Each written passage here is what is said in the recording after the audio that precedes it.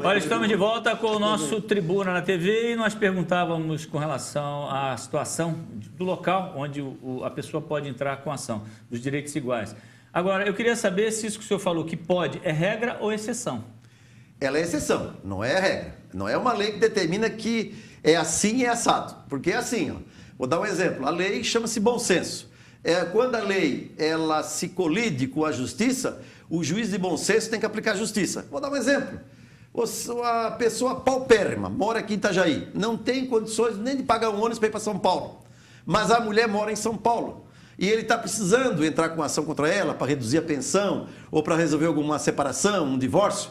Ele entra aqui, Itajaí. É evidente que tem juiz que entende que não, que tem que ser aonde a mulher, porque a lei diz que é no local do hipossuficiente. O que é o hipossuficiente? É aquele que tem menos condições. Como geralmente a mulher é aquela que, em regra, tem menos condições, hoje já não é mais. Então ele pode entrar aqui. Então existe a lei, existe o bom senso, existe a justiça. Se o juiz aplicar o bom senso e a justiça, claro que ele vai analisar. Eu me reservo de dizer assim, se o cara é um sujeito que tem grandes posses, condições, e a mulher pobre mora em São Paulo, nesse caso, se eu fosse juiz, não, manda para o fórum de eleição da mulher, não deixa aqui. Agora, se ele é pobre e ela tem condições, é evidente que pode ser no local, porque se ele vai ficar, então, eternamente sem condições de procurar a justiça, porque a justiça está negando o direito ao acesso à justiça por esse motivo. Certo. Olha, o Jerônimo, ele disse que fez um seguro do seu carro e acabou esquecendo de pagar a primeira parcela. Isso é muito comum acontecer no dia do vencimento. E ao tentar pagá-la, no dia seguinte, não deu, pois foi notado no boleto que havia informações para não receber, evidentemente, né?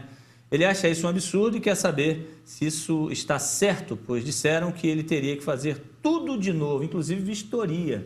E aí, doutor? Jerônimo, infelizmente as companhias de seguro elas são mais espertas hoje. Antigamente você fazia um seguro com o teu carro na garagem. Às vezes teve até carro que já inclusive ficou, digamos, com problemas de batida, de tal, de sinistro, que se conseguia fazer um seguro e depois que eles iam fazer vistoria. Claro que hoje as companhias estão mais espertas. Como é que elas fazem?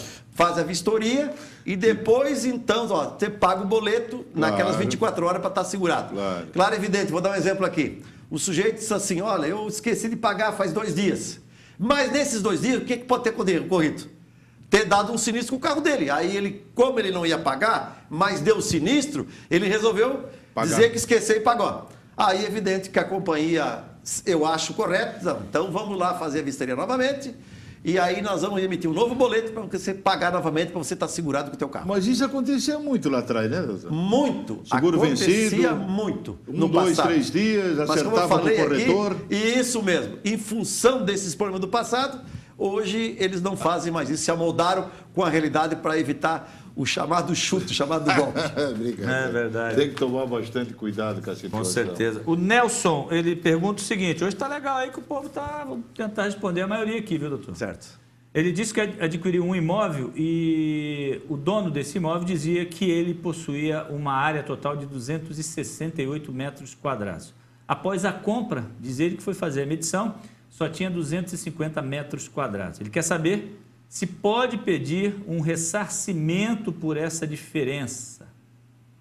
Olha, Nelson, depende do contrato que você fez com ele, que existe uma cláusula chamada ad corpus, que eu acho isso uma frescura da lei, né?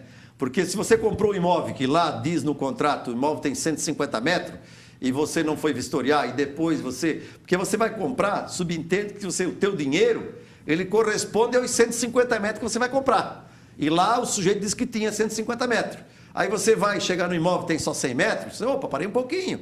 Então não tem aquilo que eu dei o dinheiro correspondente. Vamos devolver o dinheiro dos 50 metros que está faltando, ou vou entrar na justiça com uma ação de rescisão de contrato. Agora, a justiça tem entendido que se não tiver no contrato claro e objetivo essa cláusula, e principalmente a cláusula ad corpus, então o juiz entende que você comprou aquela área, não está especificado, você comprou uma casa de alvenaria medindo 10 por 10, mas não especificou o imóvel, o terreno, quanto é que era a metragem do terreno. Nesse caso, você vai ter dificuldade de conseguir um ressarcimento. Agora, doutora, tem casos assim ainda da pessoa que compra um terreno, ou uma casa, ou um imóvel e acreditando na seriedade de quem está repassando essa informação e dá o dinheiro para a pessoa? Entrega Antônio, sem nenhuma garantia. Olha aqui, ó, a você, ao telespectador, não façam isso. É mais comum do que se imagina esse tipo de coisa. Tem pessoas, assim, eu vou dizer e digo porque acontece, que é capaz de comprar um terreno no alto mar, comprar um terreno em Marte. Um terreno em Marte. De frente para a praia, né? De frente para a praia. Isso acontece. São bons vendedores, boas lábias, conseguem enrolar. Tem pessoas que já comprou terreno no céu, já houve caso aí, contado aí em prosa e verso. Esse me interessa. Esse caso te interessa. Só que não é escriturado, já vou avisando. Mas eu confio no senhor. Aí que está o problema. Você não deve confiar. Aliás, o fio de bigode já passou há muitos anos. Você tem que procurar sempre, porque um advogado da tua confiança, ele vai saber elaborar um contrato e vai saber, porque ele estudou para isso, para que você não seja, em tese, logrado na hora que você vai adquirir imóvel. É muito comum também você comprar imóvel que não pertence àquela pessoa. Isso é a coisa mais comum que acontece. Aí vai ter uma dor de cabeça terrível, porque aquele dinheirinho, às vezes, ele com suor, ele conseguiu aguentar aquele dinheiro a vida toda na poupança. Aí, então, quando ele vai comprar o terreno, é bom que ele vá primeiro ver aonde? Lá no registro de imóveis, para ver se pesa algum ônus sobre esse imóvel. Isso. Tendo lá, é uma certidão negativa, não tem nada, é lá que tem que ver, lá que nasce o imóvel. Então ele vê, bom, não tem nada sobre imóvel. Então ele vai no cartório, dá o dinheiro, já manda fazer a escritura na hora.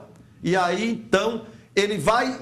Com aquela escritura que se está averbada no registro de imóvel, a partir do dia seguinte, o que vai acontecer? Chegou um outro sujeito que eu sou dono. O que a lei diz que você chega no cartório está escrito? É dono aquele que chega primeiro. Aí você... Contrato de gaveta, então, é uma enganação. Não, mas não tem valor nenhum contrato de gaveta. Tanto é que tem o nome assim, é de gaveta. Então, atenção, hein, cuidado. Se muito comum, pessoas vendem o imóvel 2, 3 vezes. Só é dono aquele que está registrado no imóvel, porque aquele é comprador de boa-fé. Aquele foi ver, se aperceber que não tinha nada. No dia seguinte surge um problema, aí ele tem que fazer o quê? Ele entra com o chamado embargo de terceiro, e o nosso Código Civil hoje, ele está dando muita razão àquele que é adquirente de boa-fé. Chama-se bona fide.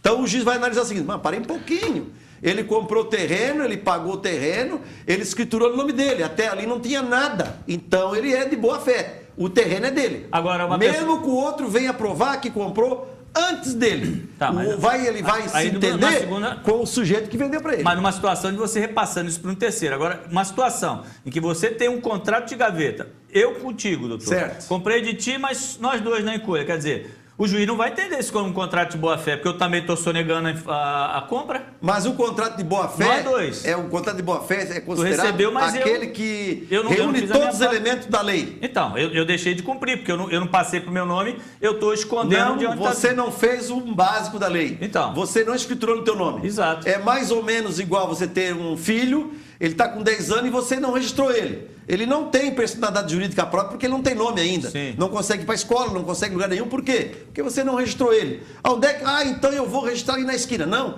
você tem que registrar aonde? Lá no cartório de registro de pessoas naturais. E se o senhor morre? E o senhor, desculpe a antes de ser registrado? Antes de o senhor passar para o meu nome, eu vou ter que correr atrás...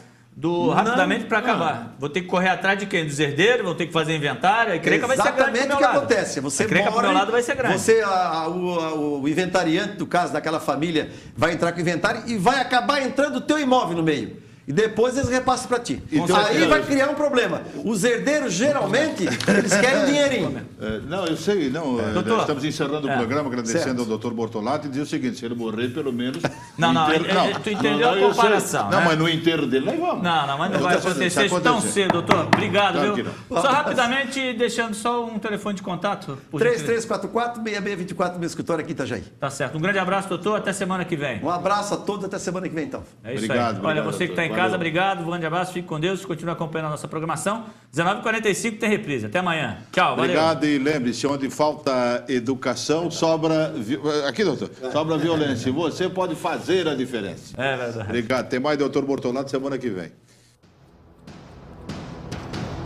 Tribuna na TV. Oferecimento Senac. Cursos técnicos do Senac. Inscreva-se e seja puxado para o lado bom do mercado.